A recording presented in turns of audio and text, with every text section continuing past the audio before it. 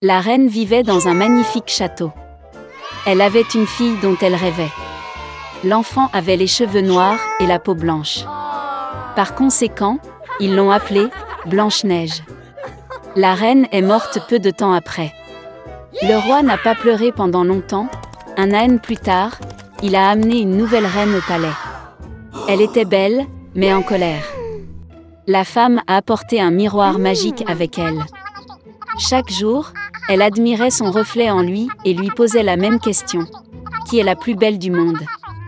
Le miroir n'a toujours dit que la vérité. Par conséquent, il a honnêtement loué la beauté de la reine et la femme rayonnait de bonheur. Blanche-Neige grandissait et chaque année sa beauté s'épanouissait de plus en plus.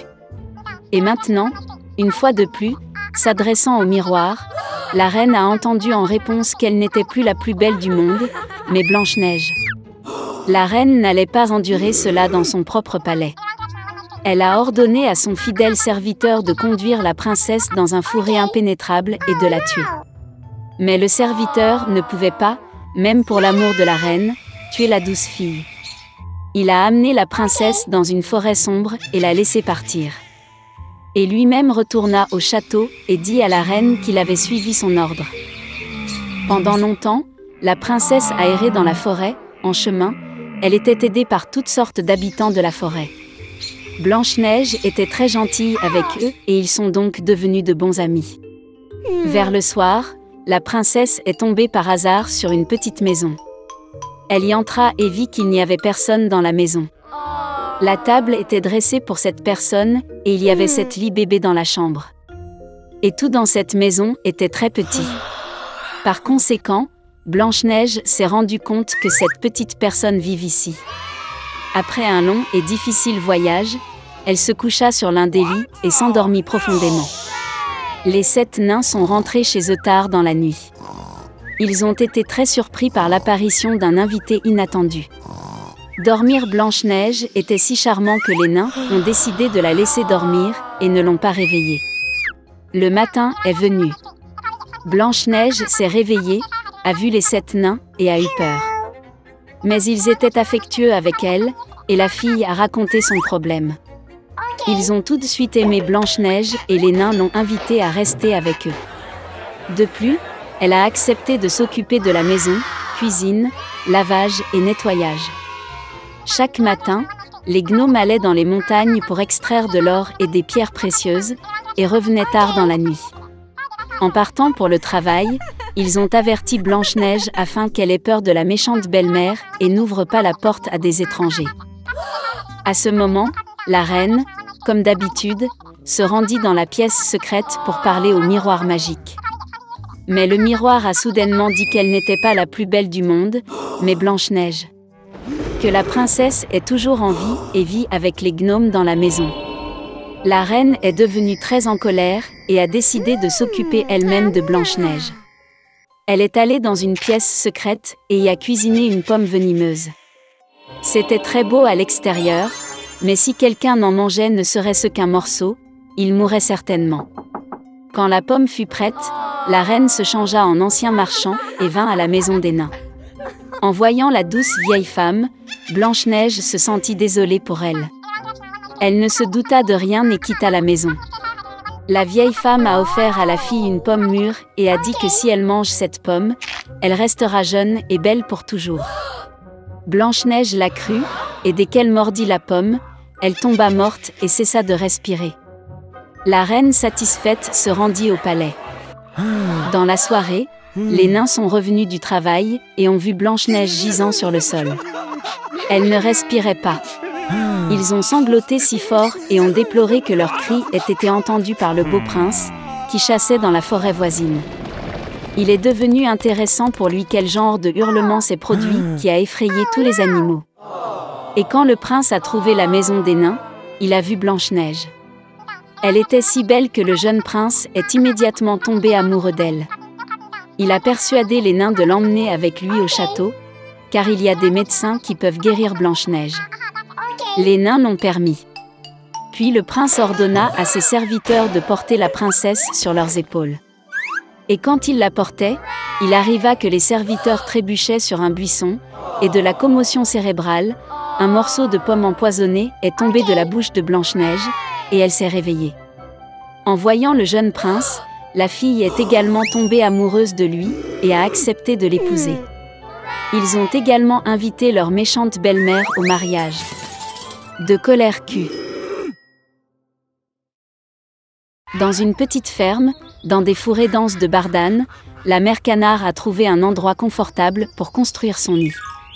Elle a attendu que les poussins éclosent. Un matin ensoleillé, les coquilles d'œufs crépitaient et de minuscules canetons pelucheux étaient nés. Il ne restait qu'un seul œuf, le plus gros qui ne voulait pas se fissurer. Le canard a commencé à s'inquiéter que quelque chose n'allait pas avec lui. Elle se rassit sur l'œuf et décida d'attendre encore un peu. La maman canard a donné toute la chaleur qu'elle pouvait. Elle pensait que cette nana devait être la plus belle, puisqu'elle l'incubait depuis si longtemps.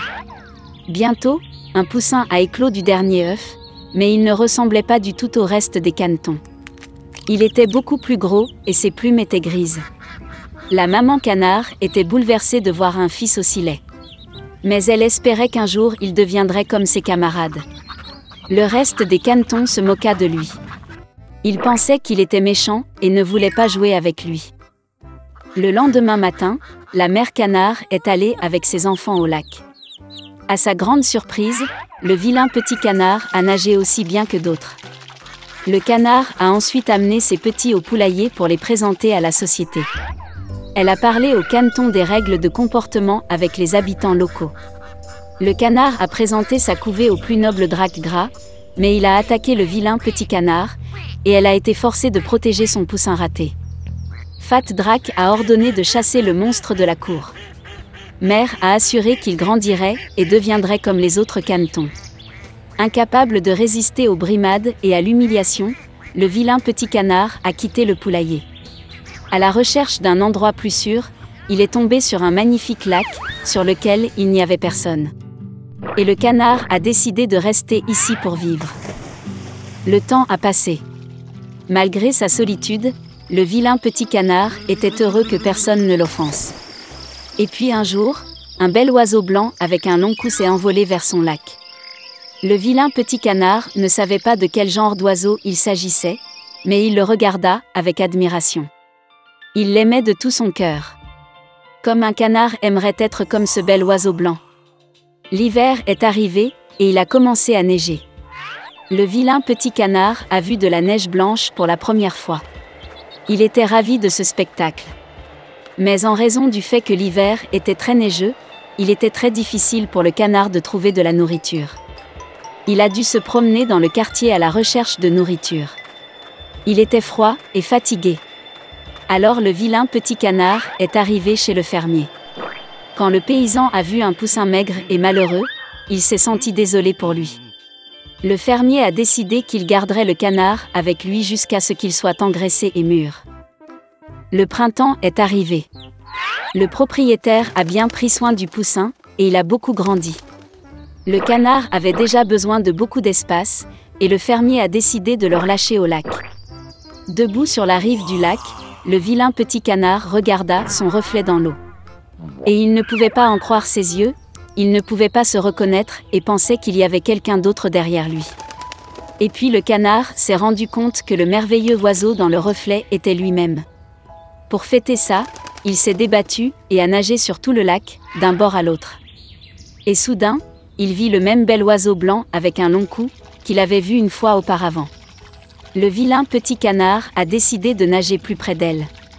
Mais le bel oiseau n'avait pas peur, mais au contraire, elle a souri et a fait un clin d'œil, et ensemble ils ont nagé à travers le lac. Le vilain petit canard ne pouvait pas croire à son bonheur. En passant, un gros drac au bord du lac a dit qu'il n'avait jamais vu un si beau jeune cygne de sa vie. Quelle a été sa surprise quand il a découvert que le vilain petit canard qu'il avait jadis chassé du poulailler était un beau cygne.